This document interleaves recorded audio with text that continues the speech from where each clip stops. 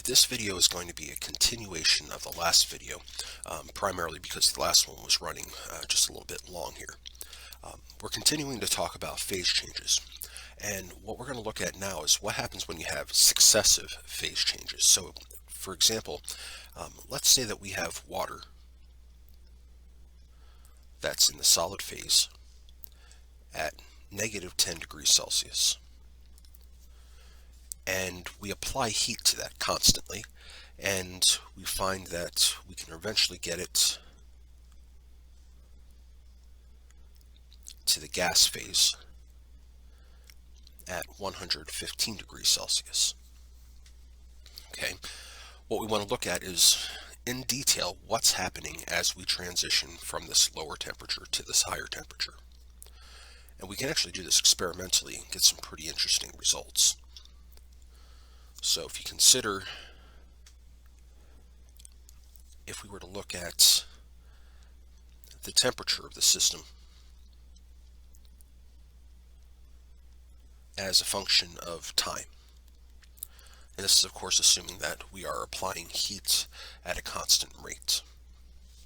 Okay, what we would find is that initially our temperature would be negative 10 degrees. Okay, and as we apply heat, we would see a slow increase in temperature.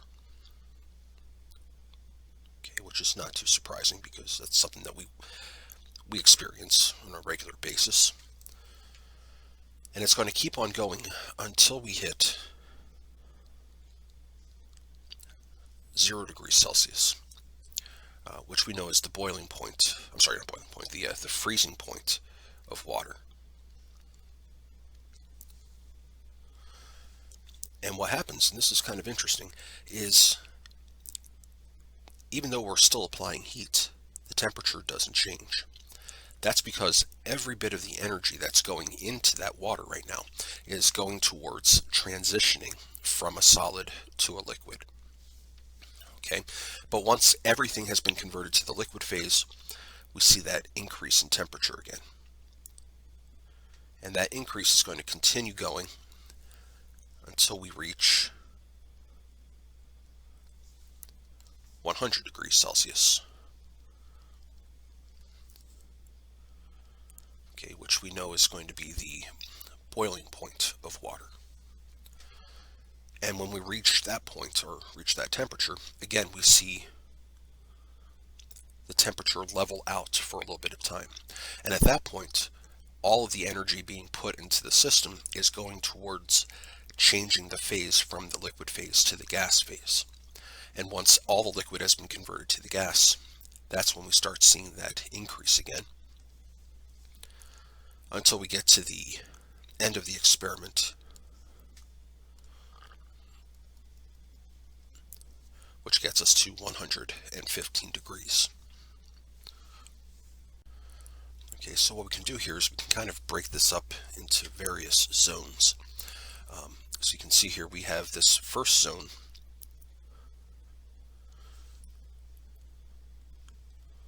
okay, which is the amount of heat that's required to warm up the ice to its freezing point.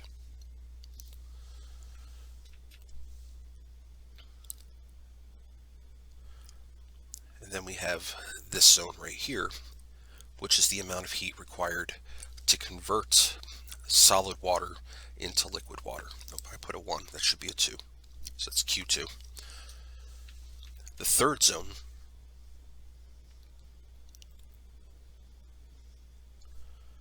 this is where we are heating up water.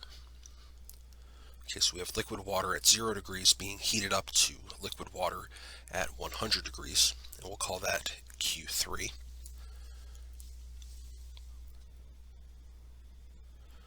Then we have this zone right here where we're converting all of the liquid water to gaseous water or steam. We'll call that Q4.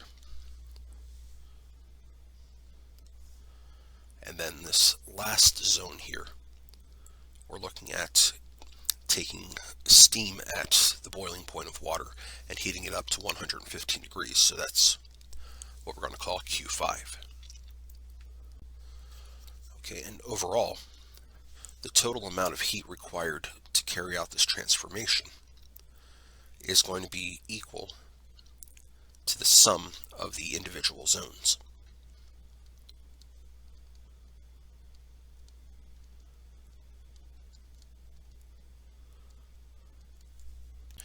Okay, so let's look at how we would go about calculating these heats. And let's start by kind of rehashing what each one of these Q's really represents. Okay, we said that Q1 is going to represent the amount of heat required to warm the ice. Okay, Q2 is the amount of heat required to convert the solid to the liquid. I'm sorry. All right, so let's look at how we're going to go about calculating the heats for each one of these zones. Okay, and let's start by kind of rehashing what we mean, or what each one of these zones represents. Okay, Q1, okay, tells us about the amount of heat required to warm the ice up to its freezing point. Q2 is going to be the amount of energy, or the amount of heat required to convert the ice to the liquid water.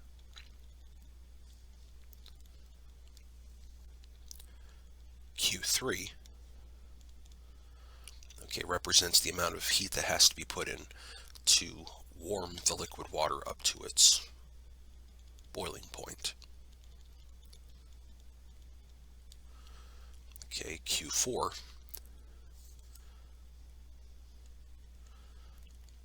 represents the amount of heat required to take liquid water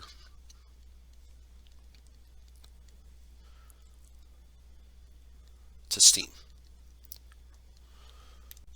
And then finally, Q5 represents the amount of heat required to warm the steam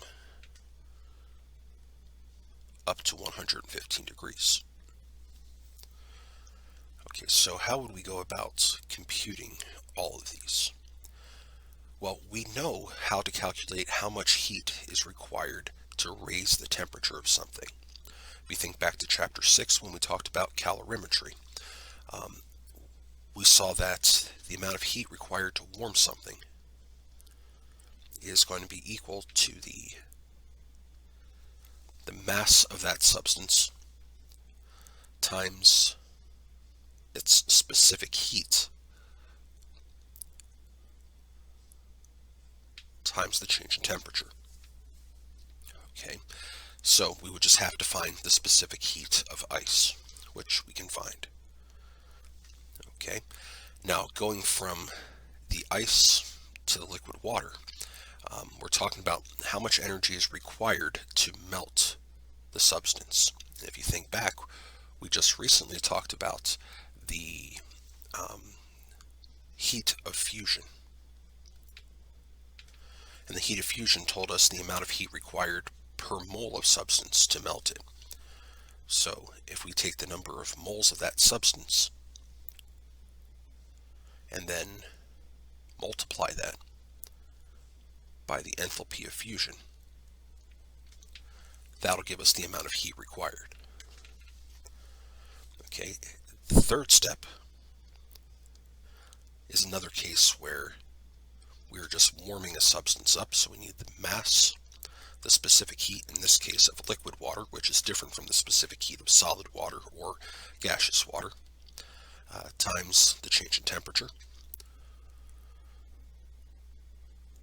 And then for Q4, this is another phase change. Okay, for the phase change, we need to look at the energy required to vaporize a certain amount, or a mole of the substance. So here we would have the number of moles times the enthalpy of vaporization. And then for the last is just another warming step. So Q5 would be equal to the mass of the substance times its specific heat times the change in temperature. Now, as you can see from these equations, clearly one of the key pieces of information that we need to do these calculations is the amount of the substance. So I'm going to go back up here, and I'm going to just fill in that we have 100 grams of solid water being converted to gaseous water. Okay. We're also going to need some of these constants here. Okay, so we need the specific heat for ice, and the specific heat for ice is going to be 2.11 joules per gram degrees Celsius. Okay, for water, it's 4.18 joules per gram degrees Celsius. And for steam, it's 2.00.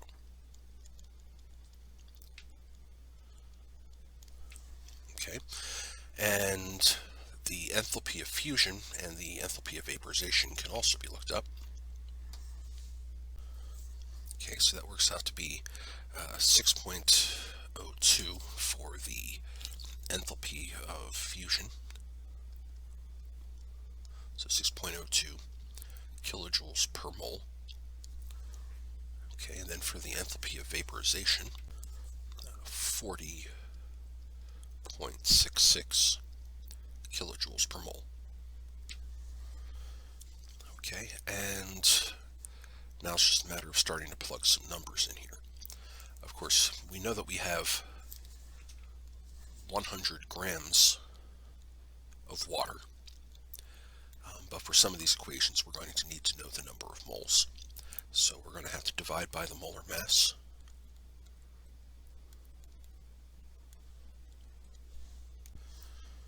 Which gives us 5.55 moles.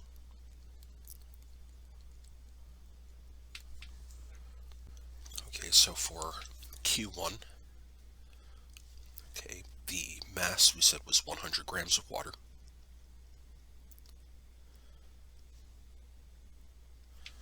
The specific heat is 2.11 joules per gram degrees Celsius times the change in temperature. And the change in temperature, think about this, we're going from ice that's at minus 15 degrees to its freezing point, which is, well, we know 0 degrees Celsius. Okay, so the change in temperature is plus 15 degrees Celsius. Okay, now for the second Q value, this is going to be equal to the number of moles, which was 5.55, times the enthalpy of fusion, which was 6.02 kilojoules per mole.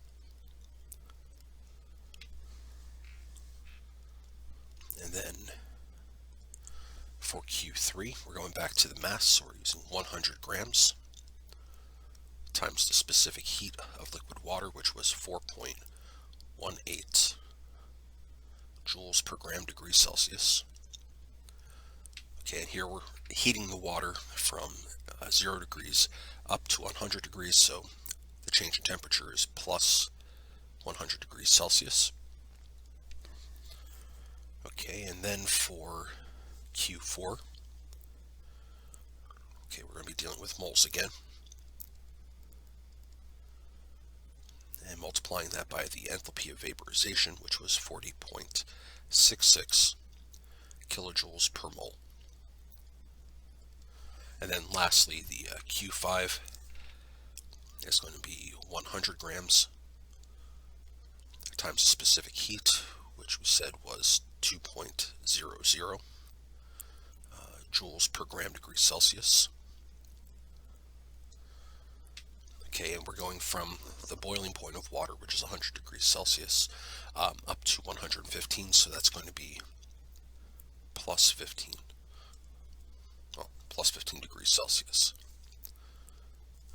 And now that I'm thinking about it, when I go back up here, Yes, I was incorrect. We used -10 as our starting temperature. So this isn't plus 15, this is plus 10. Okay, now it's a matter of just plugging these things into a calculator. Okay, so we get 2,110 for Q1. The units here, well, grams cancel, degrees Celsius cancel, so we're left with joules. For Q2, we get 33.411. Moles cancel, we're left with kilojoules. Okay, keep note of that. That's going to be important for the next step. Okay, for Q3, we get 41,800 joules. For Q4, we get 225.3. That's kilojoules. And then for Q5, we get 3,000 joules. Now again, in order to figure out the total amount of heat required, we need to sum together Q1 through Q5. Okay, but we have to remember that these are in different units. Okay, half of them are, well, not half, but several of them are going to be in kilojoules and some are going to be in joules. So it's up to us to basically decide, okay, which unit do we want to go with here. I want to go with kilojoules on this. So Q1 was 2,110 joules, so that's 2.11 kilojoules. Okay, then Q2 is 33.4 kilojoules. Q3 is 41.8 kilojoules. Q4 is 225.3 kilojoules. And then Q5 is 3.00 kilojoules. Okay, now let's add these all together. And here I wind up with 305.6